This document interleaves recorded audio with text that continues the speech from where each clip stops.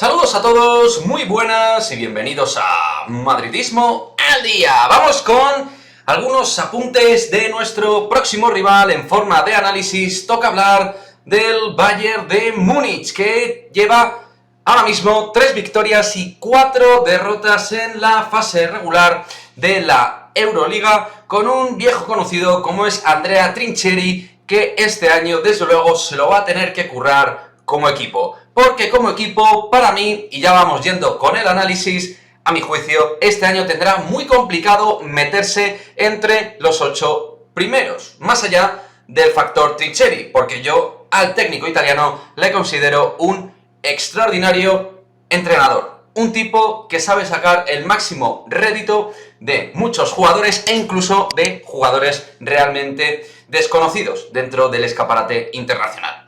Una plantilla, a mi juicio, algo corta, donde faltan referencias claras en el juego por dentro. Juego interior de poco quilaje, de poco peso.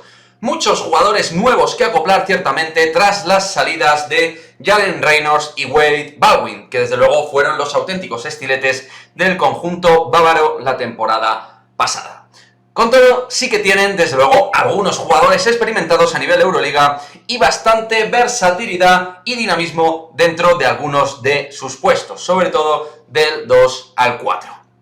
Vamos, chicos, con algunos de esos jugadores destacados que tendremos que vigilar claramente. En primer lugar, hablamos de uno de los nuevos, de Weller Babnik. Referente físico defensivo, es el elegido para ser, digamos, entre comillas, el sustituto de Wade Baldwin, porque tiene algunas de sus características de juego por velocidad, por brazos, por capacidad a la hora de agobiar a los rivales en defensa y para poder correr la pista, pero todavía lejos de su nivel. Ha dejado ya algunas muestras de lo que puede hacer. Digo, de su nivel con respecto a lo que puede aportar Wade Baldwin. Ahí está la sombra de Baldwin aún.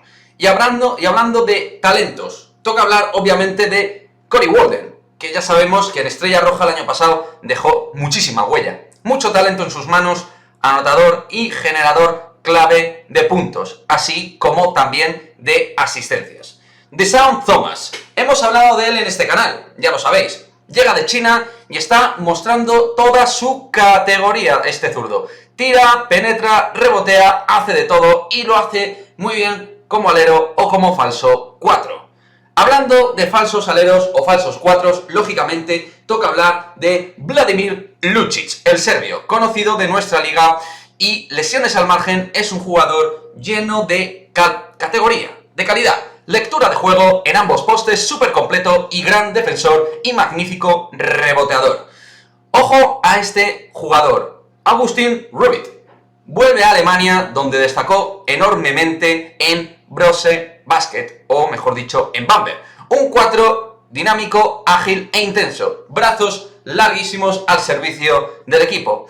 Y cerramos el análisis individualizado con los jugadores más peligrosos del Bayern Múnich en un tipo que es elemental para ellos. Darren Hilliard, ahora mismo quizás el jugador para mí más peligroso. Tras su buen hacer en CSKA, también en Baskonia, es de los zurdos más peligrosos de Europa. De 3, anota fácil, carácter ganador, se le caen los puntos y sobre todo una grandísima inteligencia dentro de la pista con y sin balón. Un jugador realmente pero que muy completo y que les aporta muchísimo desde la línea exterior.